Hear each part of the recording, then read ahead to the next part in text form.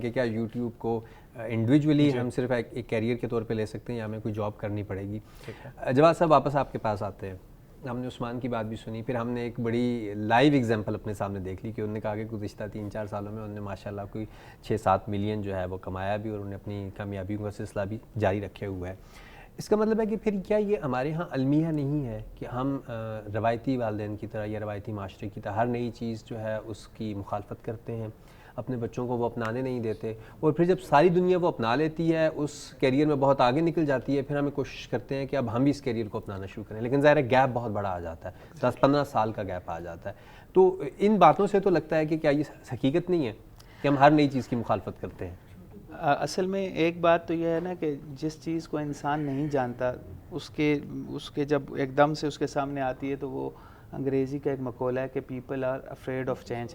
ये बात अपनी जगह दुरुस्त है, लेकिन चूँकि हम स्पेसिफ़िकली जिस टॉपिक पे बात कर रहे हैं यूट्यूब की, अभी आप ख़ुद देखें कि हमारे पास एक लाइव एग्ज़ाम्पल है, just for the sake of reference इन्होंने कहा कि जब तक वो एक बहुत अच्छा वहाँ पर व्यूवरशिप नहीं हासिल कर लेता तो वो साथ एक जॉब से भी जुड़ा रहे। तो आप इसी बात से अगर एक पॉइंट यहीं से भी ले लें, ये कितना सर्टन है कि कोई बंदा इसमें सक्सेसफुल होगा। वालिदैन के अपने कंसर्न से अपनी औलाद को लेकर उनकी ख्वाहिशात और उम्मीदों का वो मरकज़ हैं, वो ये इजाज़त कैसे दे सकते हैं कि वो कुछ साल इस पे स्पेंड करे और सालों के बाद पता चले कि उसका ये रियल पैशन भी नहीं था और फिर वो फेड अप हो जाए और वो अपनी एक ज़िंदगी की सबसे बड़ी दौलत उसके पैशन के पीछे बिहाइंड एक ज़ाया करवा दें। तो पेरेंटल कंसर्न्स ज़्यादा ये है। फिर जो मैंने आपसे बात की कि ये प्लेटफॉर्म्स हैं, आज अगर एक यूट्यूब की बात करें, इनके ऑनर्स की दुनिया के ऊपर एक हुकूमत है। कल कोई दूसरा ओनर आ गया, just like few days back हमने देखा ट्विटर में अभी एलोन मस्क ने जब से खरीदा है तो सब कुछ बदल गया। व्हाट्सएप को एकदम से ख़तरा कर दिया टेलीग्राम को हमारे यहाँ लोग नहीं जानते, चाइना की ऐप है।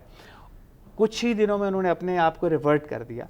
तो क्या पॉसिबिलिटी है कि यूट्यूब को कोई दूसरा उसका कंपेटिटर एक बिल्कुल डिफरेंस के साथ आए? अब उस बंदे की जितनी वर्किंग है, उस कैरियर का क्या होगा जो उसने वहाँ बनाया? वो मिलियन से ज़ीरो पे आ गया। उसके बाद जो उसके ड्रॉबैक्स हैं, आफ्टर इफेक्ट्स हैं, तो parents are more concern about those points के कहीं ये ना हो कि वो इसके पीछे भागते भागते जो उसके पास ज़्यादा अच्छे ऑप्शन है उसको भी ना छोड़ दे। और फिर YouTube पे आने के लिए आपको किसी एक चीज़ को तो बात नहीं बनती कि आप सिर्फ वीडियो बना लेंगे, आपको उसके पास मल्टीपल स्किल्स हैं जिन्हें लेना है। कंटेंट क्रिएटिविटी एक बहुत बड़ा इशू है हमारे यहाँ। जो जेन्युइनिटी ऑफ कंटेंट है उस पर काम कम होता है। मतलब मैं जब देख रहा था यहाँ पे लास्ट टाइम एक यूट्यूबर्स की कॉन्फ्रेंस हुई, तो वो जो डकी भाई नाम से एक चैनल है पाकिस्तान का, उन्होंने सबसे बड़ा चैनल करार दिया। उनकी वीडियोस को आप देखें, अभी अखी ने कहा कि वो बहुत से लोगों को नहीं पता और लोग उसे पसंद सराहते भी नहीं। किस टाइप का कंटेंट है, मतलब आप क्या बना रहे हैं? वो तो एक स्पेसिफिक आपका ऑडियंस सेगमेंट है जो उसे देखता है। आपकी जो इससे आने वाली जो फेम है वो भी कोई बहुत अच्छी नहीं है। Exactly. कोई वैल्यूएबल कंटेंट नहीं है। तो ये वो चीज़ें हैं जिससे पेरेंट्स कंसर्न हैं, वरीड हैं अबाउट देयर चिल्ड्रन। और जो प्रैंक्स वाली साइड ही ले लें, जिससे चूँकि हमारे यहाँ एक ट्रेंड चलता है, वायरल होता है, वो वायरल होने की खातर हमने अपनी एथिक्स का और अपने वो जो कैरेक्टर मोरालिटी उसका भी कहीं पे कबाड़ा कर दिया है। तो ये वो सारी चीज़ें हैं जिन्हें देखना पड़ेगा और उसके बाद हम कैरियर की बात करेंगे। फिर कैरियर के अंदर प्रोग्रेशन होती है, एडवांसमेंट होती है। यहाँ पर क्या एडवांसमेंट है? तो ये वो सारी चीज़ें हैं जिसको देखने के बाद सिर्फ इसे जनरेशन गैप या जेंडर गैप की उस नज़र नहीं किया जा सकता।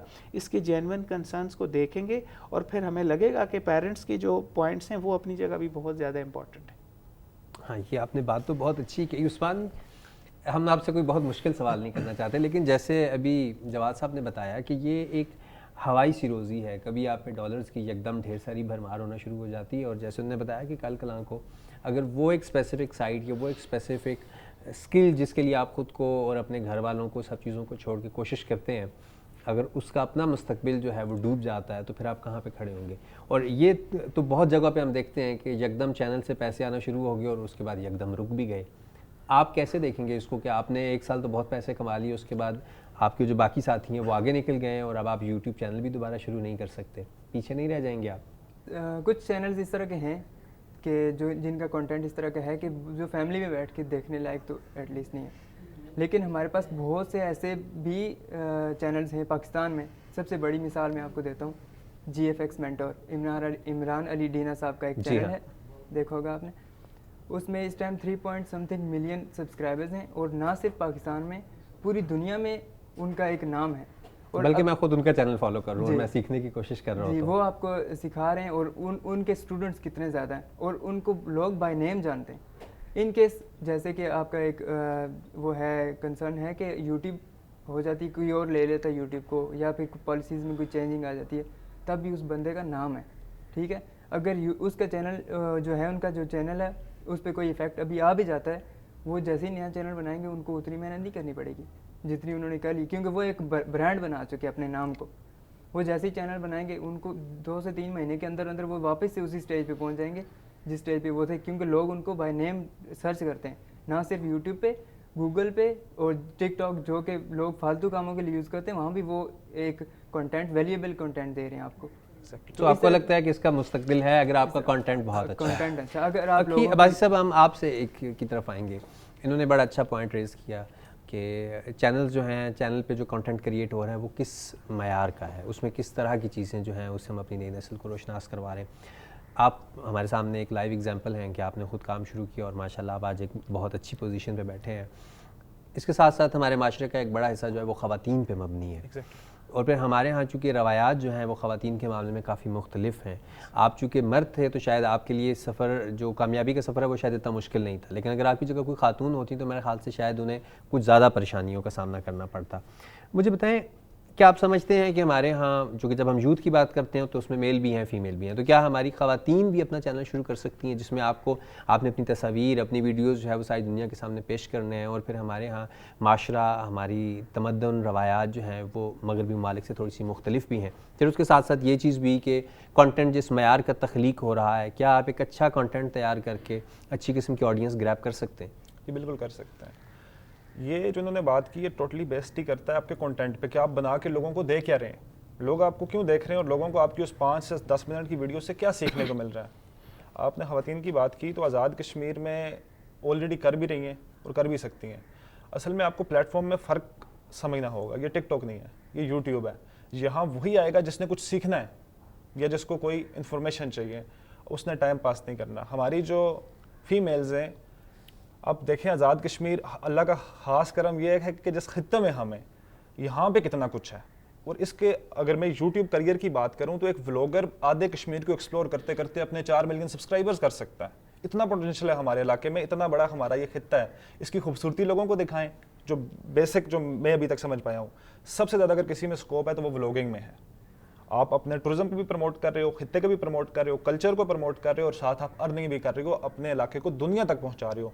तो मर्दों के लिए तो आ गया व्लॉगिंग, वो कश्मीर को एक्सप्लोर करें, लोगों को दिखाएं, टूरिज्म भी बढ़ेगा, उससे भी पैसा आएगा और यूट्यूब से भी पैसा आएगा। दौर इसी चीज़ का चल रहा है, सोशल मीडिया का। ख़वातीन ने आपने बात की, तो बहुत सी चीज़ें जो हमारी बहनें कर सकती हैं घर पर।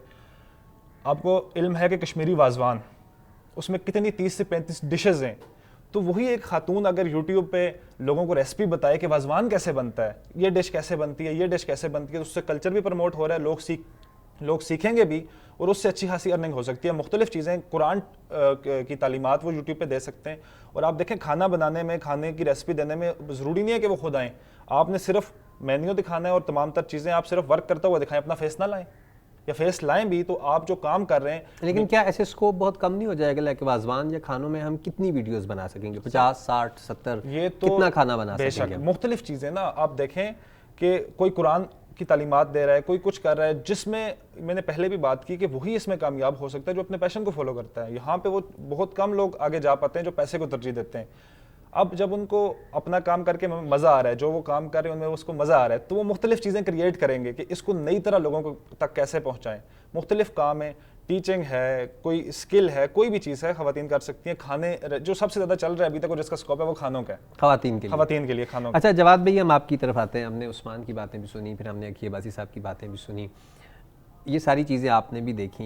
कुछ आपकी सोच में कोई तब्दीली पैदा हुई, चूँकि आप बुनियादी तौर पर वालिदैन के तबके को यहाँ पे रिप्रेजेंट कर रहे हैं, आपको लगता है कि कुछ थोड़ी सी तब्दीली हुई? आपको लगता है कि अगर आपके बच्चों में से कोई यूट्यूबर बनना चाहे तो आप कुछ कंडीशंस के साथ उसे इसकी इजाज़त देंगे?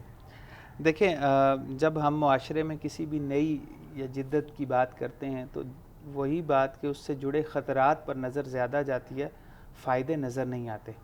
अब जब कुछ फ़ायदेमंद चीज़ें मौजूद होंगी तो यकीनन आपका जो एतमाद का दर्जा है वो बेहतर होगा। जैसे अखी यहाँ मौजूद हैं और कुछ और फ़हरिस्त लोगों की हो सकती है, या आप दिखा सकते हैं या हम उन्हें ख़ुद देखेंगे, तो यकीनन हमारे जो ख़यालात हैं वो पैराडाइम अगर चेंज नहीं हुआ तो थोड़ा सा जाएगा। शिफ्ट हो जाएगा, ये दुरुस्त है। लेकिन उसके बाद अभी भी देखें कुछ सवाल अपनी जगह मौजूद हैं।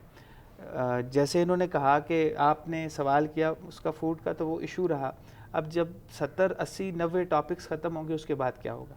तो लेकिन यकीनन आपको वो लगता है concerns कि हैं। जी, वालिदैन की सोच में एक तब्दीली आ बिल्कुल, सकती है बिल्कुल तब्दीली अगर हम आ इस तरह के सकती है। प्रोग्राम और करें और थोड़ा सा एजुकेट करें बिल्कुल उनको? ऐसा होगा और फिर नए ऑप्शंस नज़र आएंगे और फिर वो ज़िंदा मिसालें कि वाकई इस तरफ कोई ऑप्शन मौजूद है। सब नहीं, लेकिन एक ख़ास तादाद जो है वो इस तरफ अगर जाए, कंटेंट और रिसर्च और दीगर जो स्किल्स हैं उनको सही तरह से अडॉप्ट किया जाए, तो यकीनन ऑप्शन या रे ऑफ होप आपके। बिल्कुल, बहुत खूबसूरत बात कही थी आपने।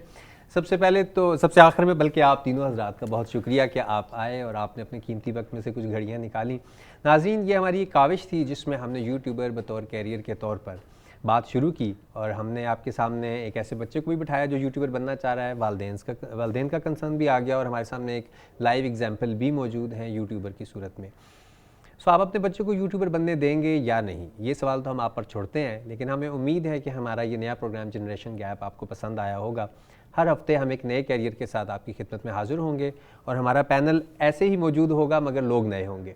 तो अपना बहुत बहुत ख्याल रखिएगा। मिलते हैं अगले हफ्ते एक और कैरियर के साथ। अल्लाह हाफ़िज़।